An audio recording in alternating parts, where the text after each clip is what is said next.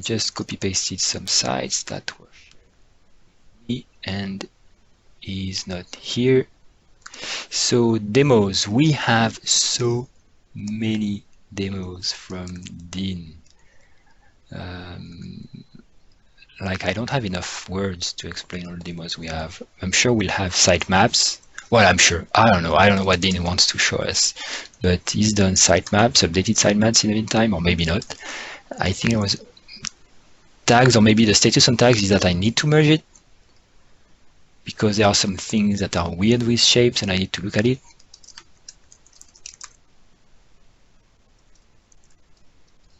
There might be something else. Dean, I know you wanted to show us some things, and then headless as well, because you wanted to see that. What? I missed it. The headless recipe. Ooh, yes, there is a headless recipe branch PR, so that, and we commented on that and you reacted, so it should be beautiful. And some taxonomy stuff that, if we have time, I might show. Everybody has all the time, like it's all the night for everyone. Mostly, we'll see. It should be good. Not much changes on the repository, so let's do it quickly.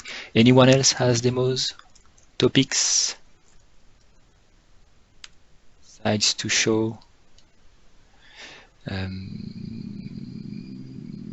Antoine, we talked about the site last week. I don't think there is anything new on Antoine's side. Lists, oh gosh. Yeah. It's Christmas.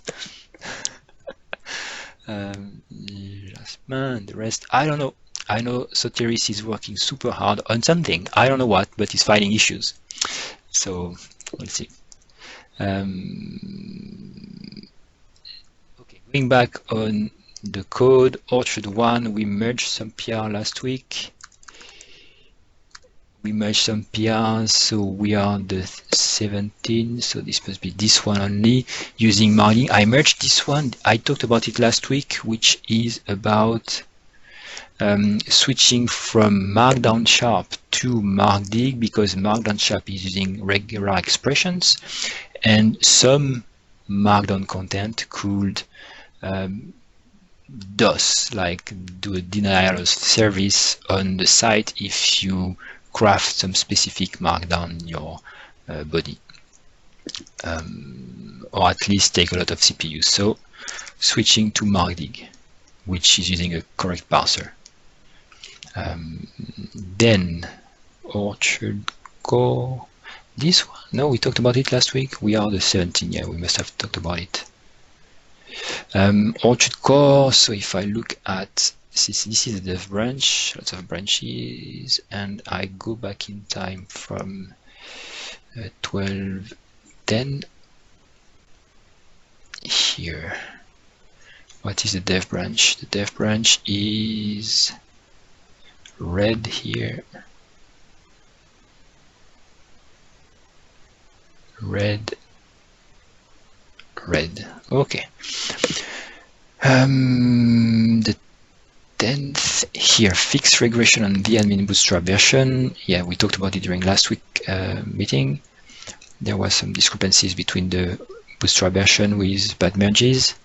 Add version and target framework variables in .props. So Isham refactored the dependency files to create a new variable named ASP.NET Core Target Framework, which contains that, and replaced everywhere we use this version, well, that and the actual version, so the TFM and the version number, such that when there are updates on ASP.NET Core, we can pick them up more easily. And Antoine has a branch I haven't merged yet, which is weird. I forgot about it.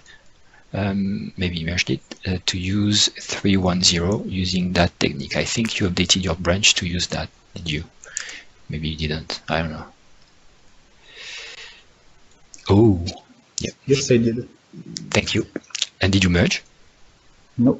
Okay. I know last week we were waiting for the site for Azure App Service to be updated with 3.1, and I assume it's done. Maybe there was some minor release since then. Maybe we'll have to check.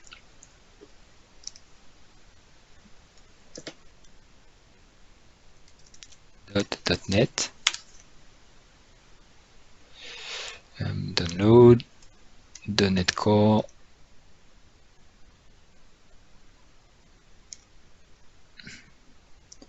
(3.1.100). No, it downloaded it. 3.1.0. So no new update, so that's good. Admin URL. So Antoine made a big PR to change all the URLs such that there is a new option, admin options, in this case defined in the admin module by default, but you can change it from any module or your app, which is a module.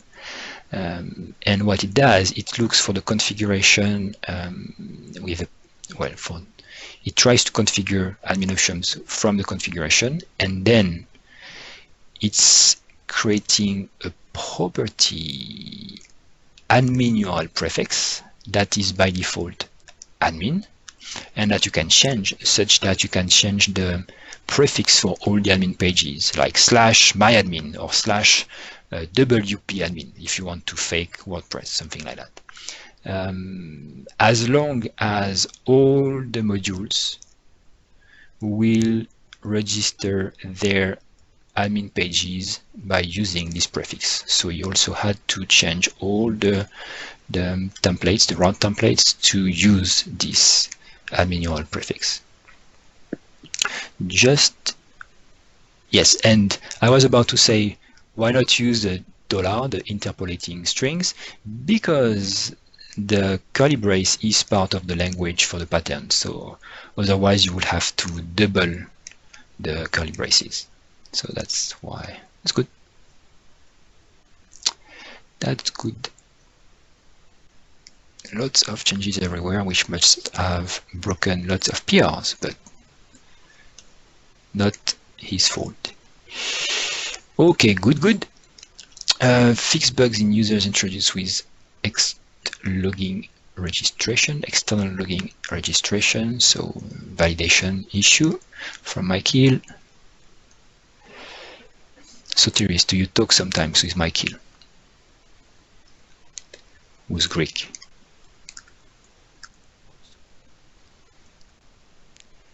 Workflow content item ID functionality. Workflow content item ID functionality. I think this is not a PR that I wanted to be merged. Let's see. It is Antoine. I wonder if it was me who merged it, because I was not very confident with these things.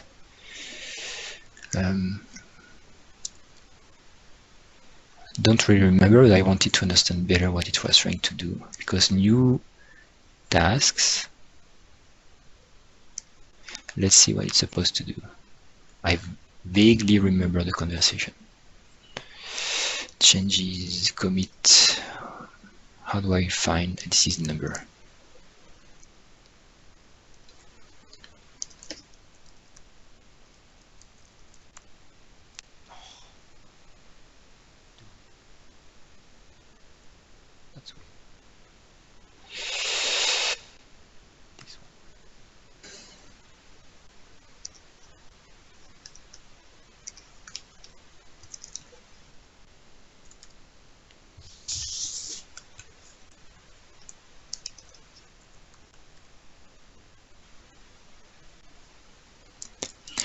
So the workflow content interaction had no direct interaction method other than if you already had a handle on the content item.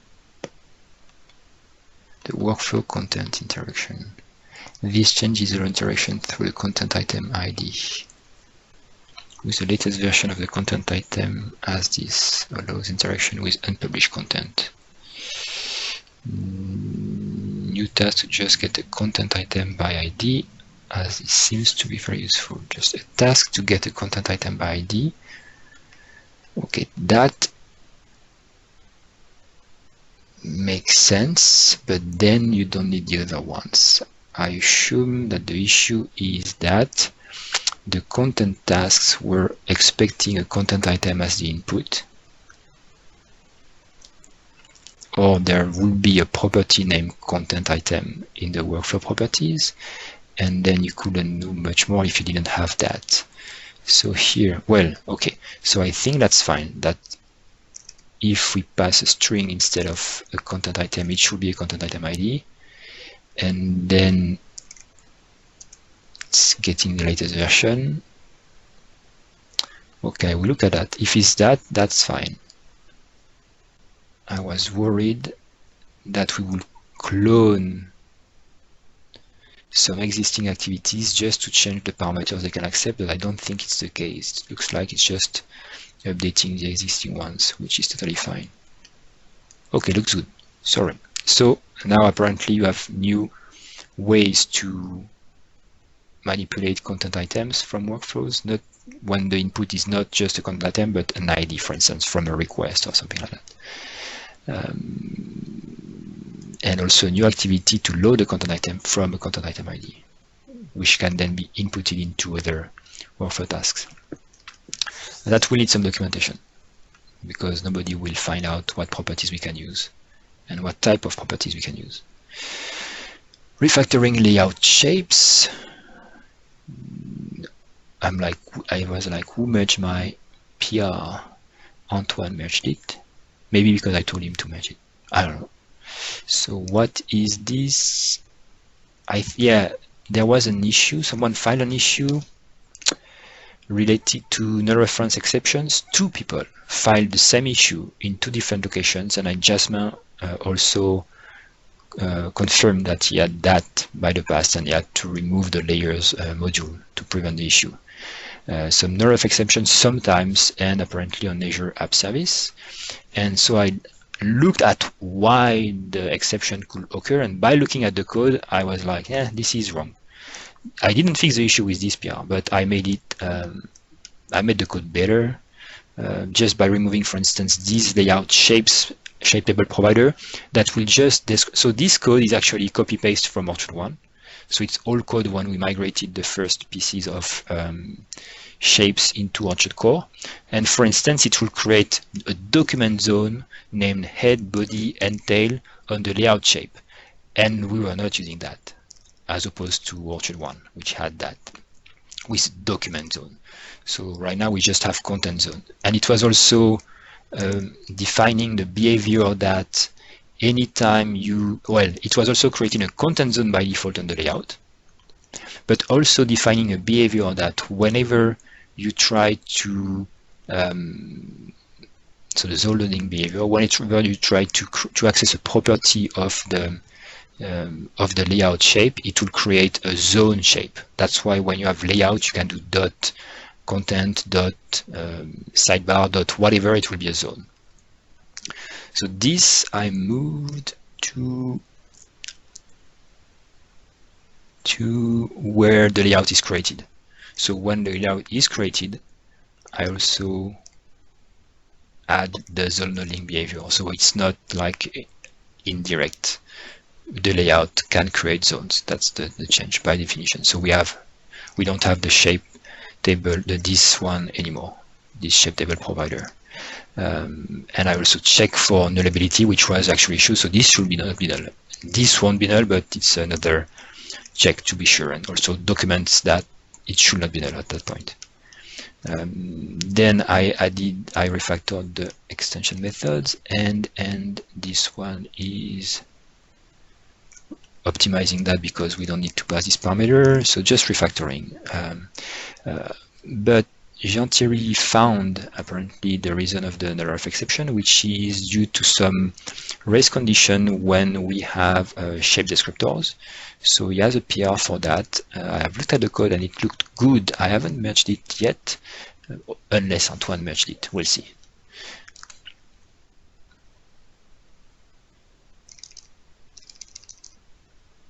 Okay, I looked at the comments right after. If it's related to what I'm talking about, please interrupt me. Okay. Don't worry, I don't mind that. This fix from Mathis is to search users also when you don't type uppercase letters, because otherwise it will just search that, because it was looking in the normalized email At the same time, I'm sure it depends on the database you're using. But now it's normalizing whatever you type and looking in normalized and non-normalized values. And that's typical also what we do for Lucene. When we store something in Lucene, we kind of encode it, okay? We normalize it, like remove the prefixes or remove the stop words. And when we do a search, we need also to do the same operation on the search terms so that we have a match in the end. And that's the same thing. We have to normalize both what we store and the search terms that we will look into the store. Very good. Carl got his PR merged about permissions, GraphQL permissions. So this is, I think there are new permissions like execute mutations and so on, and let's see, and also ensuring for some of the queries that the permissions are checked from the content permissions. Let's see, I need to find an example. Projects require permission, you see, view content. So it's plugging all our permission system inside the GraphQL engine, the GraphQL queries. Super nice. Did we merge? Yes, we merged the parallel stuff, I think, from Carl last week. Roles, UI, and default description. There was an old PR from Dean. Antoine merged all the PRs. Good job. To update, I think that it was missing some descriptions.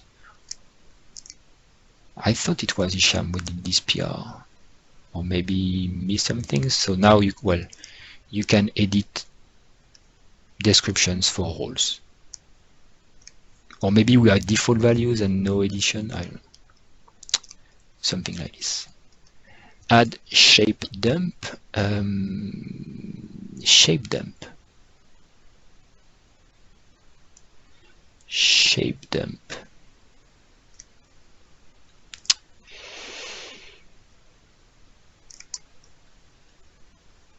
Console log. So this is console log, this is not shape dump. Okay, it's because that shapes the console log.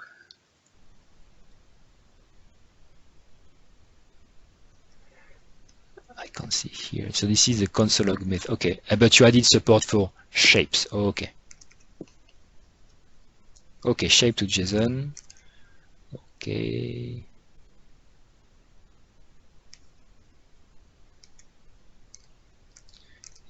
Yeah, we talked about it, I'm sure. Reference loop handling. Okay, so when you call console log on a shape, it will render a nice JSON of the shape. Yeah, and all the items that are in the shape as well, which will give you, and it renders them as they're executed, so you get all the alternate names and what have you. Console log wrapper shapes. What is that? It's a shape. So that's a shape that gets added into all the items that are inside of a content shape, so that it can then render. So I will give some feedback here. Yeah. You need to return an HTML content, and you create a string builder, and then you append something to the string builder. Well, then you create a string writer which will have its own string builder, and you append stuff to the string builder, and then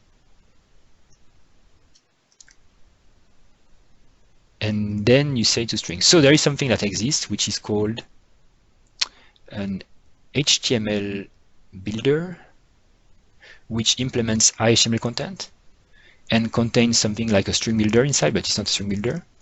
And what you can do from that is append pieces of strings or HTML, and then you can just return it. So you will never have to create concatenations of strings, and it will be an HTML content. So much more performant actually. And then you will be able to remove the string writer and the string builder and everything. So we have it HTML builder. What is a HTML content builder? We have it in multiple places when we did a big refactoring of all these things. And then also that is wrong. We changed it while you were busy with other matters. We changed all the HTML encoder usage. You have to inject it. You have to inject the HTML encoder because we can change it dynamically. I remember that now. And maybe if you use the HTML content builder, you won't even need it because the HTML content builder will do that for you. So that will be better. So that's the only feedback I have here. Cool. I think I copied that from the dynamic cache shape actually. Ooh, so we need to change that then. Also, I missed it. That's weird. Maybe it happens before or after that PR. Probably because yeah, I went over all the HTML content usage to optimize that. So we'll see. Okay. Thank you. Allow to replace a liquid filter because our previous method was doing add and now we can replace one. Whenever from any module you can resolve the liquid options and now by doing add liquid filter, it will it will replace an existing one if you want to change the existing ones. Delete role should warn the user if the role has associated users. Okay.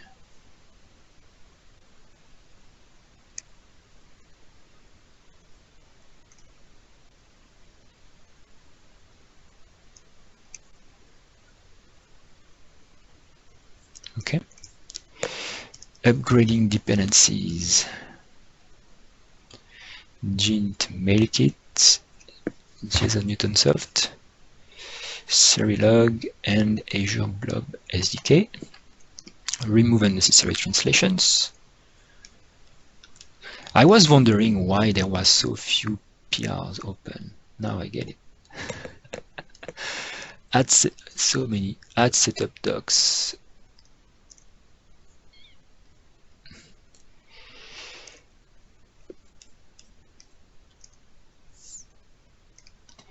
Email docs, data docs, prefix, resource management names for sample themes. There was a feedback, I think, from Jean-Thierry, but reacting from another issue that was open, that there might be conflicts with the resource names we use between different themes, such that vendor jQuery will be said from another theme because we have that also. So Dean prefixed all the resources in every theme by the name of the theme to prevent any conflicts. It will work, but it will not work also sometimes if there are discrepancies between the themes. Add deployment step for OpenID. Good job, always good to have deployment steps for everything.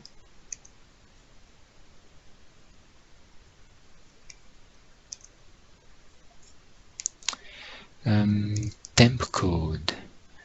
Content type creation limited when elements of the content type are listed. I have no idea what that means. And inside content type creation limited when the element, if you merge a PR, let's assume it's Antoine, and you understand the title and you think it's wrongly phrased, when you click merge you can change the title to make it better if you want, because I have no idea what it means. Okay. Yeah, I actually reviewed that one. Because of the new admin PR, UI where there's a drop down for the content types to be created. Oh, I see. Yeah, okay. If you're using the blog menu, for example, that just refers to blog, then it limits it. Yeah, so the filter in the content items list was broken. Oh, no, this is a new. Or is it the new button or is it the filtering? Oh, creative. Yes, that's a new button. Yeah. So you can only click new on the type that is being selected when you filter something. Also, say if you're using the blog, like the admin menus, the content type menu that gets added in the blog recipe, which automatically pre-filters. Okay. Yeah, that's it. Yeah. So if you're listing content items and you have a filter on the type, and there is one type, then it will have a new of this thing. Okay, makes sense. because another example is when you are on the blog, it can only create a blog post. That's different. No, it's listing all the blog posts. So the new button will now say new blog post instead of new, and then you can create pages. Doesn't make sense. Okay, good job. Fix typo in workflows index. Okay.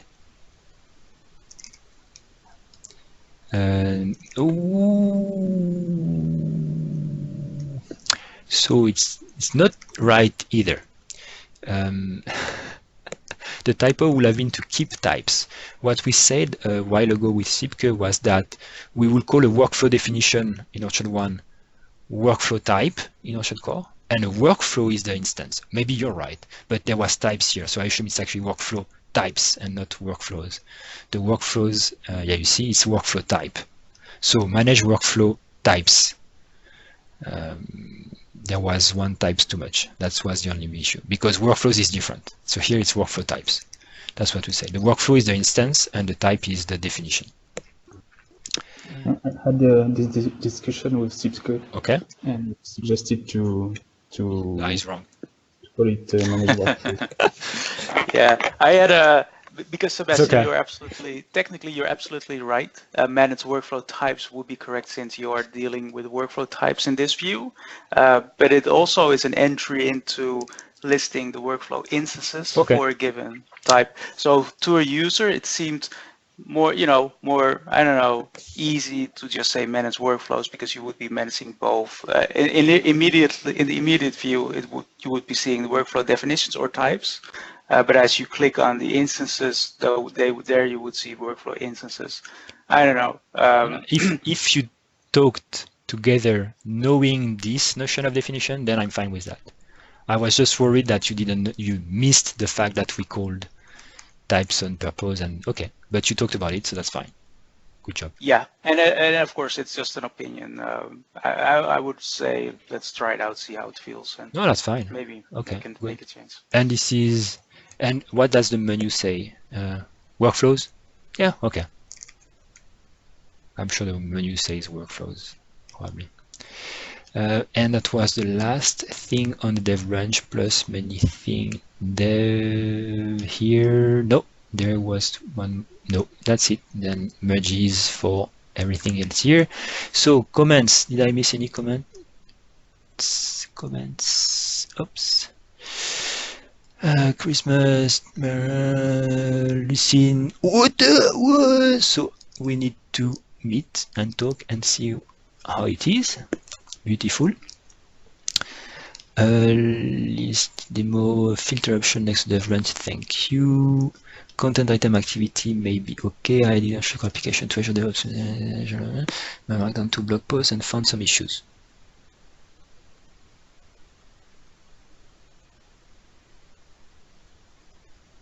If you want, I don't want to demo issues. That's very bad for PR. If you want to demo Azure DevOps CI/CD integration with Azure App Service, I'd be glad to see that and to record it. I assume next week, because we have Dean today. If you can do that, William, next week, show us if this is what you want to show. If you just want to show a bug, I'd rather have an issue filed. But if you want to show us an Azure DevOps CI/CD plus App Service, good job. We had a discussion here about layouts. Discussion about layouts. Wow, why would you talk about layouts? Layout part. I see. I think I saw that. I will come back on that. Thanks you. So that's what you meant. You want, if you can show Azure DevOps plus deployment. Okay, well, if there are issues on our side, we can fix them. If there are issues on Azure App Service or DevOps, then I can file them or send it to the correct teams. I know them well. So this one, discussion, adding a layout part where so a part on the content item that will override the layout for this content item. If that's it, I think that's good. Otherwise, we'll review it online. Yeah, I think so. Dean, you do that. I think Carl also uses that system. Antoine also uses that, I think, because you mentioned that many times. Demo time before it's too late. Up, Dean, MC Dean. Okay, whatever you want to show us, show us. Look at your watch. Let's find the sharing screen button. Here we go. Okay, let me know when you can see a screen. I will tell you, I think last time we had issues. The last times. Wow, I can see it, and I think everyone can also. Awesome, it works. Oh my god. Is it big enough this time? A control plus. 1 or 2 control pluses will be fine. Okay, I think it's fine. Okay, so yeah, quite a lot of things to demo this week because I've been away for a few weeks. But probably start with tags because tags is pretty ready and quite interesting. So we've added it to the blog recipe, and so everyone can kind of catch up. Where categories also.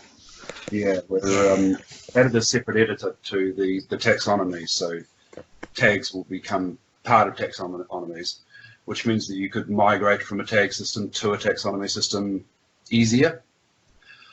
But we've also added it to the blog recipe as well, so I'll start a new blog up.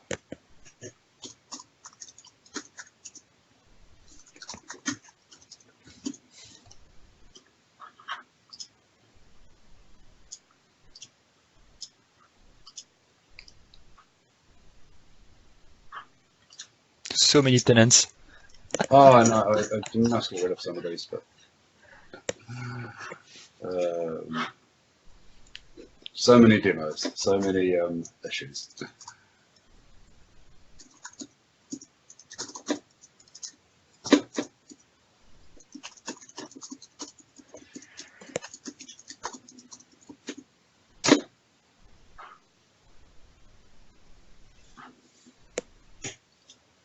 Don't tell me that. Initialize. That's weird. Or you double clicked maybe. Yeah, maybe I double click. So first off, let's look at the front of the site. So what we've introduced is a taxonomy category and tags. So we have tags for the main post, and then we've put a category for it as well. And if we look at the thing, we'll also get those. And I seem to be missing the tags. Did we have that in the template from the original template, tags, and was there any? There was not, no. So this Okay. is in addition to the Start Bootstrap Okay. thing. Personally, I will put these tags at the top level with the title and the posted the metadata here, not at the bottom. I don't. We can pop them up there. I think I put them down here because I found that they were there on Medium or something. Okay, it's a detail, just opinion. We'll see. But equally, they could sit up here quite nicely. Maybe I'm wrong. But again, it isn't matching the theme now. So this is probably our first move away from the Start Bootstrap blog theme to add a bit more functionality to it. Yeah, well, that is fine if it's just that. We need tags, so I mean, we need tags, and that's fine. So it's nice. We need tags, and this also means that we have. I'll show you here. We have two different taxonomies now as well. We have a tags taxonomy and a categories taxonomy. So I think that's probably quite useful for people to actually see pre-built in a theme how they work. No, that's good. I like it. So if we were to look at the tags one, we just have these standard tags here. And if we were to go look at a blog post, we now have two different editors. We have the tags editor, and somewhere we should be seeing the other editor as well. It's called a bug. Maybe with the script updates, they are completing. Have a look at it.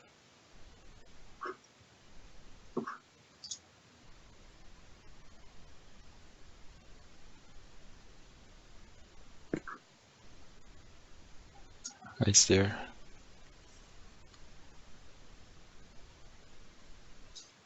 No, it's there, it's just not showing up. It's a JavaScript issue, I'm sure. You'll find it.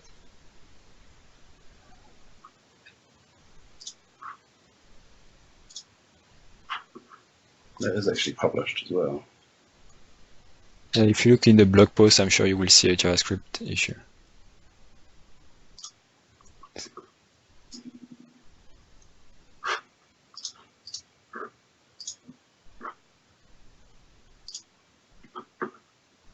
Nope. So it's just missing.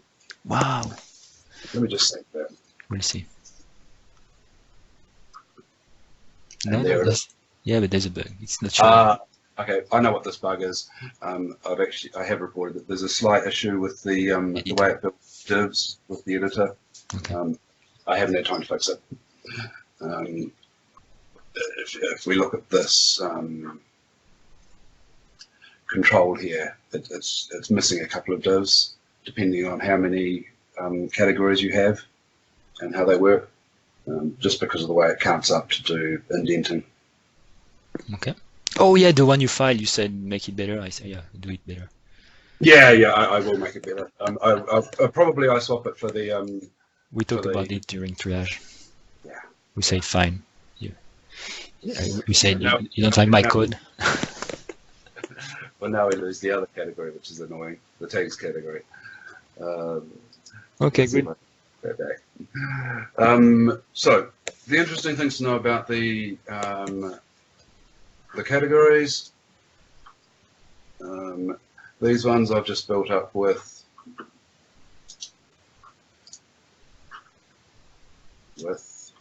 and again it's not showing. Okay, so I'm having some slight technical difficulties here, but they're built up with an icon field as well. And just to explain, category is a custom type, a taxonomy of category custom types, and because it's a custom type, you can have custom properties. And in this case, you defined an icon using the icon picker or something like that. Yeah, exactly. Just using the icon picker, just because we can. Yep, beautiful. Whereas if we go to the tags taxonomy, there's no custom icon picker here. As we create tags automatically, if I go to the blog, and if we can make this thing show, yep. So as we add a new tag, we can just click enter here, and that will have gone away and created the tag and selected it. Because it's an open taxonomy. And where do you set that it's an open taxonomy? Let me save Or is that. it on the field? It is field now. Good. Yeah, that makes sense. I like it. So what I did for the field settings is for the tags settings, I've made another setting for this, separate from the ordinary taxonomy settings, because we don't use the open setting on the taxonomies currently, it's just there. But for tags, you want it to be open by default. Oh, I remember. Okay.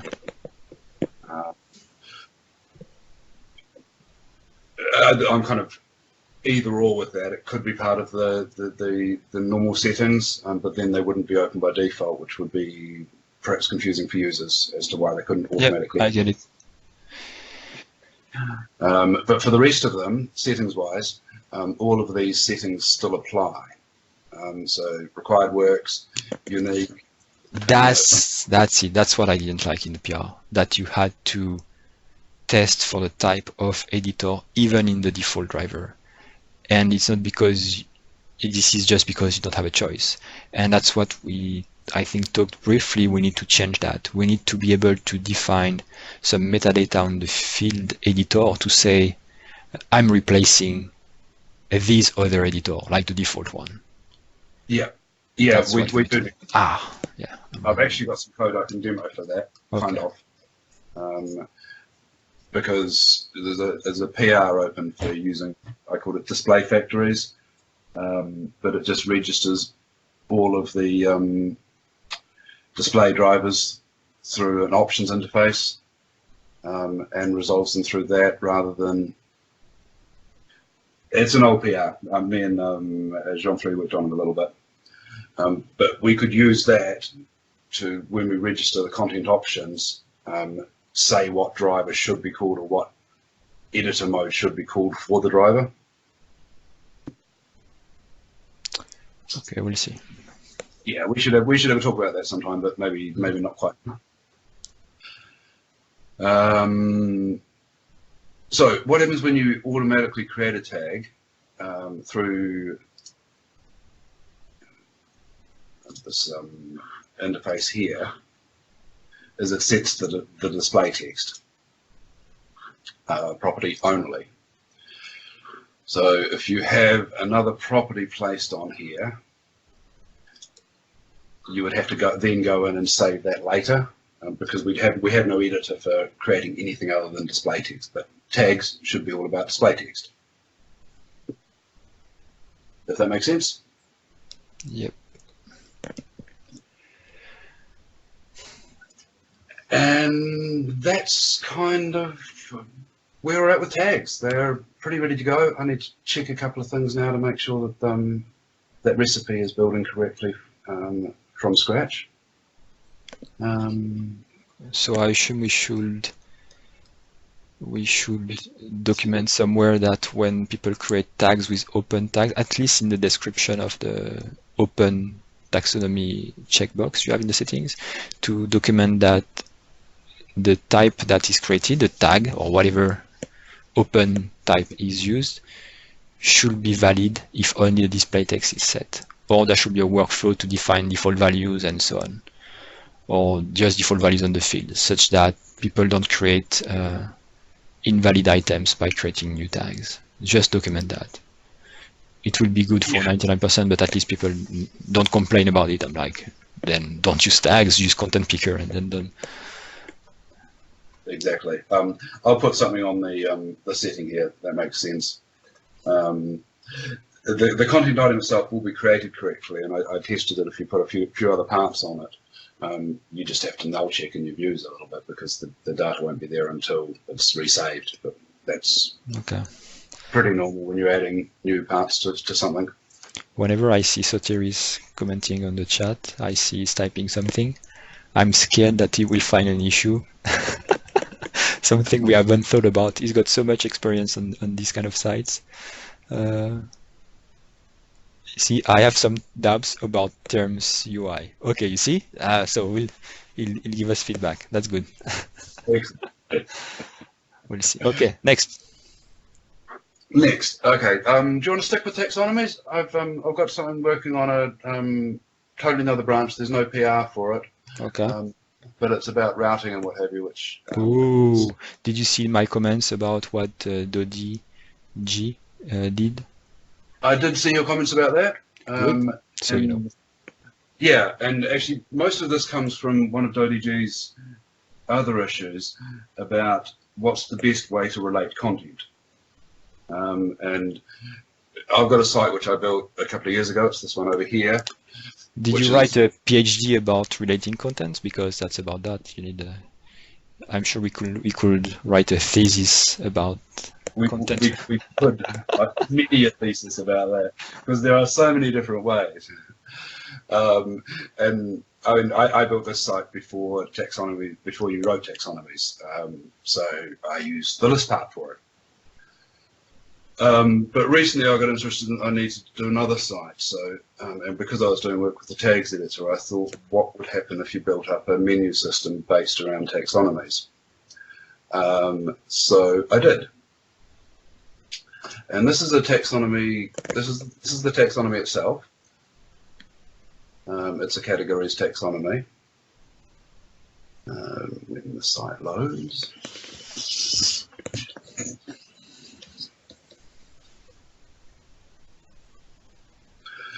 So in here I have a bunch of kind of just some demo categories that you might use to kind of build up a menu system or build up a routing system or build up a breadcrumb kind of arrangement.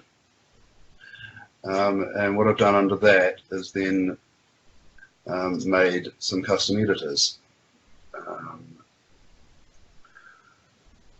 Bertrand is watching, I'm sure. Sorry? Bertrand is here, he's watching. Seriously. Well, you know, this is very much work in progress and just some stuff I've been playing with on the side. But the idea is that for each of the kind of parent terms, you can then create content for it.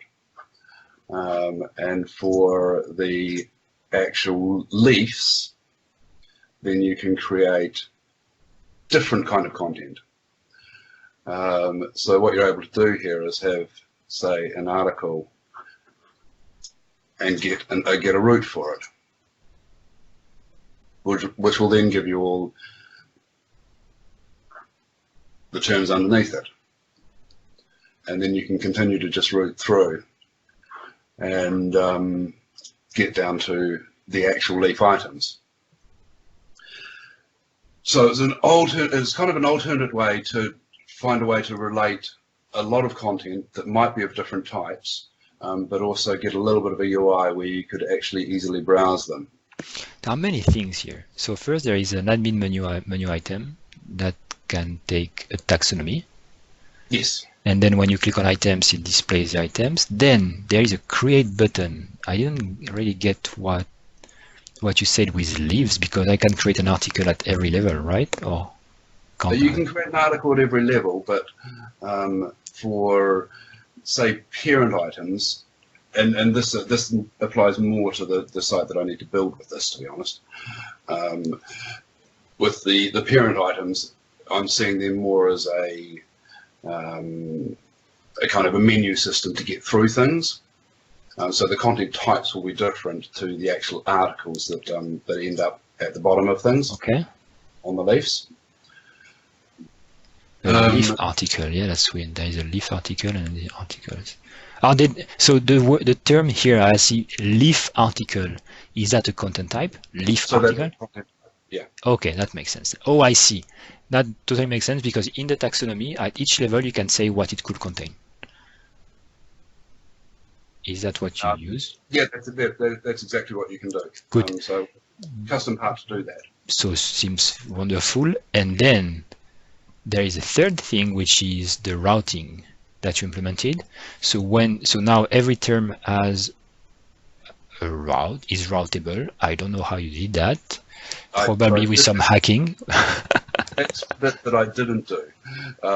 What I did is I made these, when you create a branch article or create an article of any description, it is its own content item in itself. So,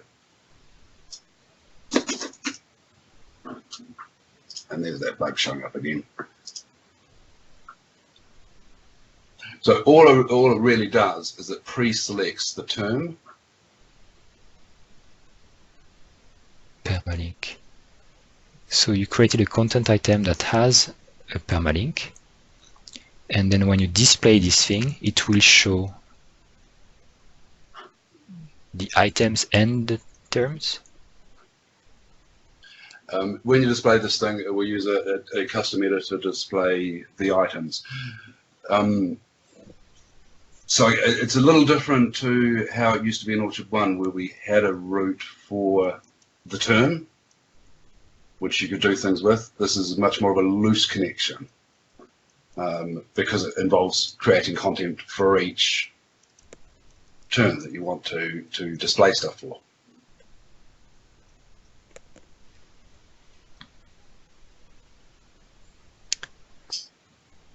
Okay. Does that make sense? Mm-hmm. I looked at the implementation.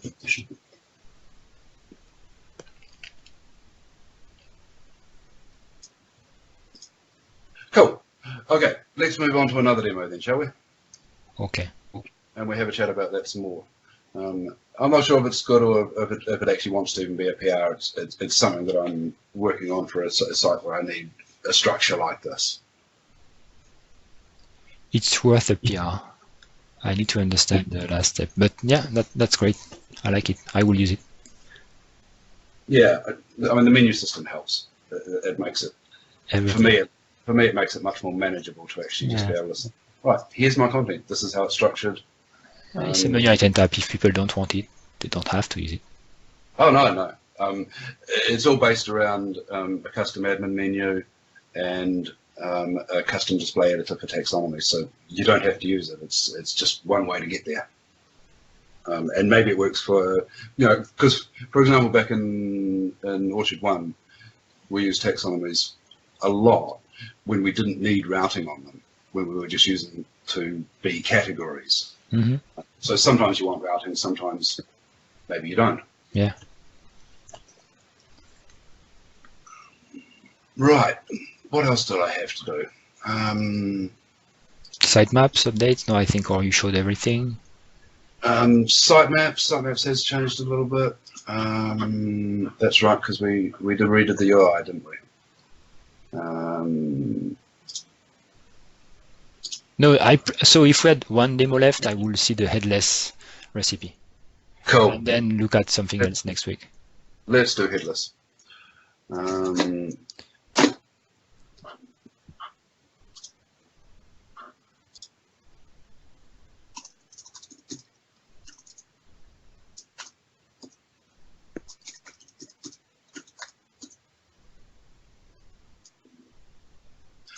So the idea with the headless recipe was just to provide an API-like recipe that would set up GraphQL, queries, and restrict the interface down a little bit.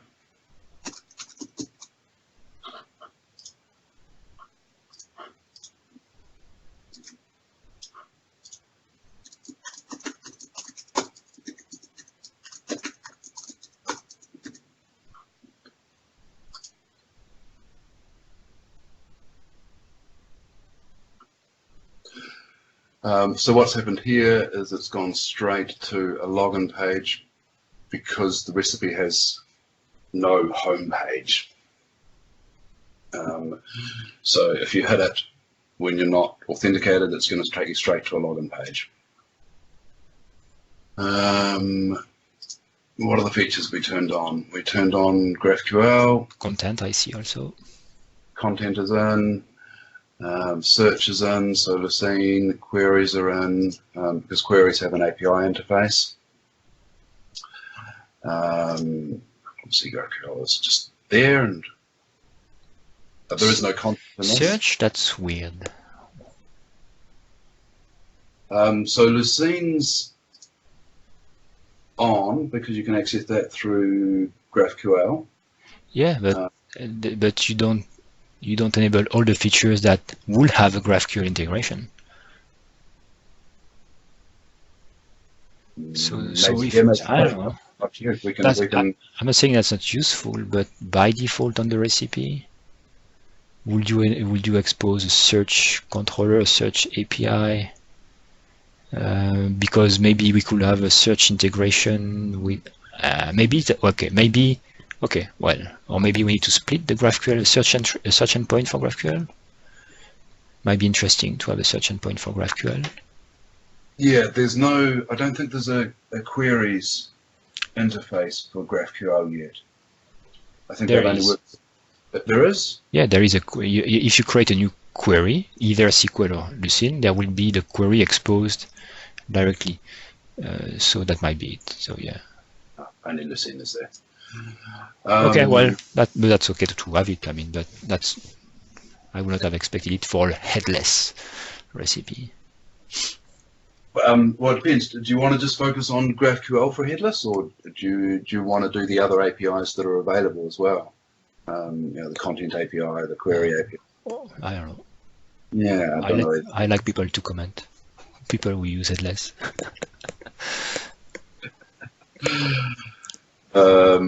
So what else have I done? I've changed, and I enabled OpenID as well. Okay. Because you would need OpenID to really want to connect to it properly. Okay. And by default, you didn't make GraphQL endpoint anonymous. You have to. No. Okay. So I've basically turned off everything on the anonymous role. Okay. So you can't do anything, and the other roles remain the same. So by default, GraphQL is only allowed on the administrator role, I think.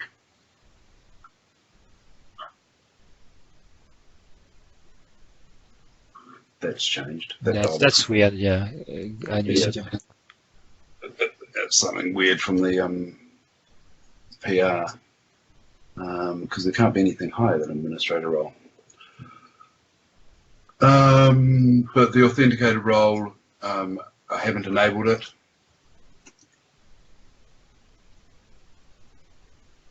Sorry, I have enabled it.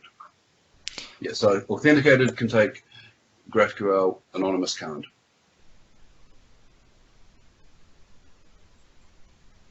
Yep, so authenticated should be able to execute GraphQL, and then admin also. Everything that is authenticated should be able to execute GraphQL. Yeah. Then mutation is different, but yeah. Yeah, the default setup for the other recipes is administrator only, but for this one, it should be authenticated, I felt. Okay. But not anonymous. So anonymous is blocked on anything. And Carl's PR permission is in there now, so yeah, I might solve some things.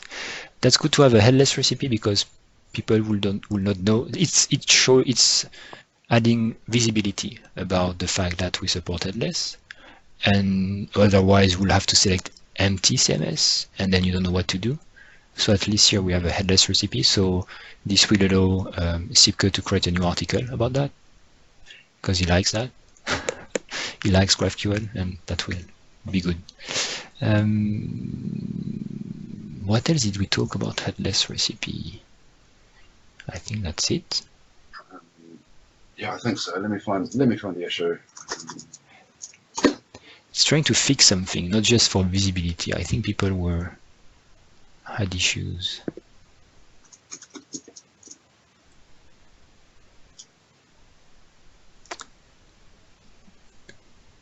Fixes 4793. What do you fix? Oh, I just opened an issue so that people would comment on it. I don't think anybody has, to be honest. Yeah. Oh, there, no content management, OpenID, GraphQL. Okay. Good. Mention. Okay. Or maybe okay. I'm sure we talked about it during meetings. Yeah, I think that's the case.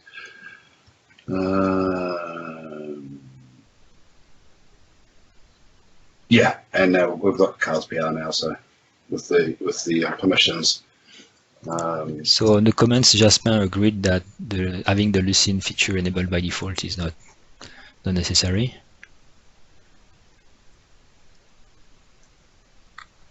So yeah, just make it even more headless. Lucene, GraphQL, and Orchard. Yeah, so yeah, because Sipke created a new article on Medium to demo Lucene with GraphQL, because you can create Lucene queries and then expose them directly in GraphQL. Okay, all good. Okay, great. Yeah, I think. Yeah, never mind. So okay, thank you. I will just thank you, Dean, for all these demos, and we'll have others in the other weeks to come. I just want to end at least by showing the sites that have been shared with me, so you can see my screen. Your screen back. I got it. I took the screen back, and I assume everyone can see the screen. Dean cannot see my screen yet.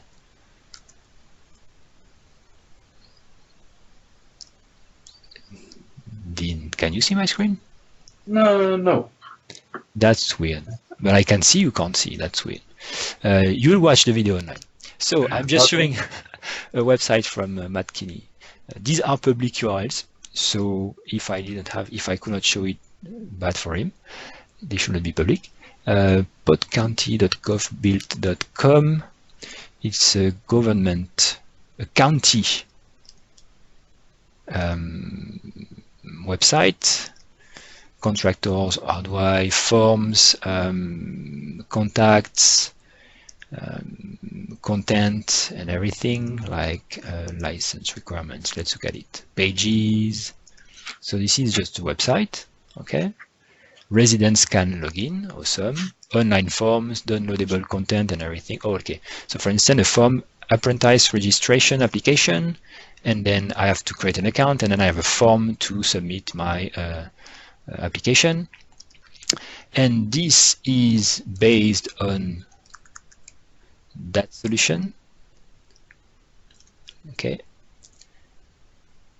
which provides online forms, workflow management, reporting, cases management, online payments, my battery will die, forms, print forms, module creation, custom modules if you need, downloadable forms, all good. And you've seen some modules that Matt has, oh, I will soon die, so I'm hurrying up. And this is based all on tenants. So now it's a SaaS solution to create government website based on Orchard Core, and it's got one site already using it. So if you want to refer to that, or to show how we can use multi-tenancy to support these kind of things, you are welcome to do so. It's hosted, I think, on Azure App Service. Comments before my battery dies.